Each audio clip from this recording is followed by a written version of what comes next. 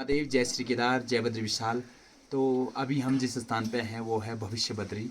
और भविष्य बद्री की क्या महत्ता है, तो हम यहाँ जानते हैं। यहाँ के जो पुजारी जी हैं उनसे जानते हैं कि भविष्य बद्री की क्या महत्ता है यहाँ पे।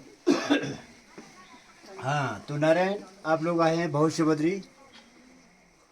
तो होने वाले बद्र विशाल यहीं पे सीधा पे उभरते आ रही है। तो नारायण, ये है भगवान की शिला। इसी में भगवान स्वयं अपने रूप अपना आप प्रकट कर रहे हैं। तो भगवान प्रकट होने का मुख्य उद्देश्य है गौ माता द्वारा। कथा सुन लो तब आओ बैठ जाओ। तो नारायण, 200 वर्ष पहले नीचे सुबाही गांव से गौ माता आती थी जंगल घास चुगने के लिए। काफ़ी गायें होती थी और इनके साथ एक ग्वाला। तो जो गौ माता भगवान ने चुना होगा वही गौ माता यहाँ पे टाइम 10 बजे के करीब सुबह नित्य यहाँ पर अभिषेक करने भगवान के वहाँ पर शिला पर पहुँचती थी। और शिला पर अभिषेक करके फिर और जो गाय हैं बाहर उनके साथ दिनचर्या करने के लिए चले जाती थी। तो नारायण दिन को अपने घास फूस चर्या किया, शाम को घर गए। जब शाम को माता लोगों का दूध निकालने का समय होता था तो गौ माता ने दूध देने से इनकार कर दिया। गौ माता का डेली आना जाना सुबह लगा रहता था नारायण, परंतु दूध केवल घर पे नहीं देती थी। बहुत सारे दिन हो गए थे नारायण।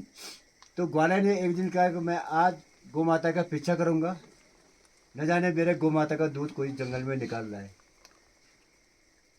तो नारायण गौ माता आई शिला पे दूध अभिषेक के लिए, जैसे नित्य पहले भी आती थी। और ग्वाला भी चलने लगा छुप छुप के। क्यों ग्वाला गाय के जो दूध नहीं देने का कारण था, तो वो सोच रहा था कोई जंगल में मेरे गौ माता का दूध निकाल रहा होगा। तो वो धीरे धीरे आ रहा था। तो कुछ कदम चल के नारायण ग्वाला बैठ गया नीचे।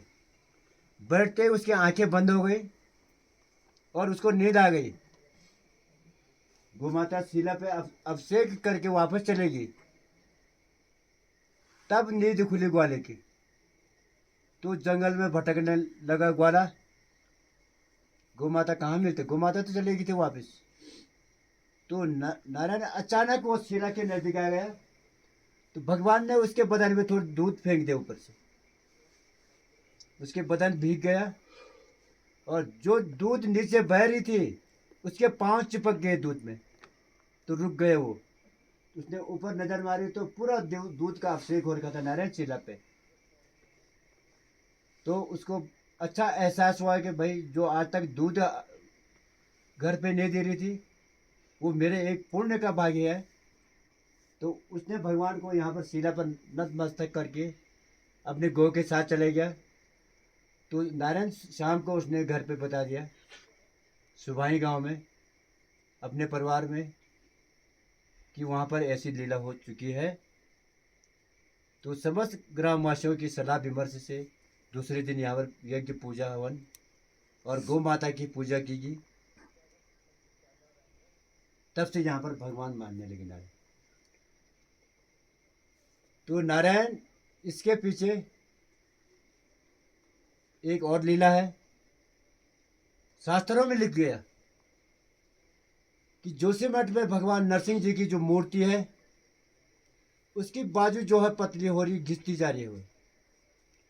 जिस दिन नारायण वो बाजू शासन से नीचे धरती पर गिर जाएगा उस दिन बद्रीनाथ में नर और नारायण नामक दो पर्वत हैं वो आपस में मिल जाएंगे और भविष्य बद्र में भगवान बद्र विशाल